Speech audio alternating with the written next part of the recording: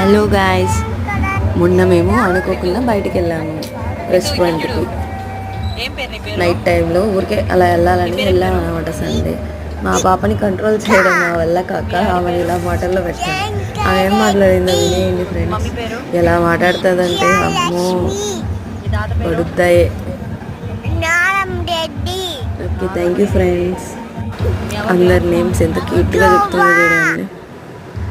అమ్మమ్మ పేరు రితిక. అమ్మమ్మ పేరు దేవి. దేవి అమ్మమ్మ. తాత పేరు ఆటో తాత పేరు. మీ చెల్లి పేరా? నీకు చెల్లి ఉందా? చెల్లి పేరా? ఇంకో చెల్లి హెన్షి.